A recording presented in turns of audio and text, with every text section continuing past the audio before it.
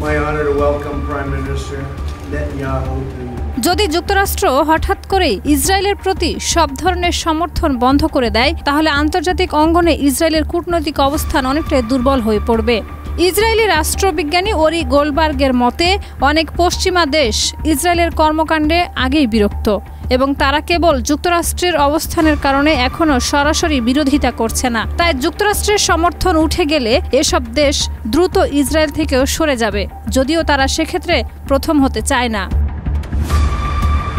বিশ্লেষক এইচ.এ. হ্যালেয়ার মনে করেন, যুক্তরাষ্ট্রের সমর্থন প্রত্যাহার হলে মধ্যপ্রাচ্যে ইসরায়েলের একক আধিপত্যে চিড় ধরবে। তবে সঙ্গে সঙ্গে বড় কোনো আক্রমণের আশঙ্কা নেই, কারণ সিরিয়া বা লেবাননের মতো দেশগুলো নিজেরাও ক্লান্ত এবং সরাসরি সংঘাতে জড়াতে চায় না। তারপরও ইসরায়েলকে ভবিষ্যতে আরও প্রতিকূল পরিস্থিতির মুখোমুখি হতে হবে, কারণ তারা আমেরিকার রাজনৈতিক ও কৌশলগত ছায়ায় থেকে অনেকটা নিরাপদ ছিল।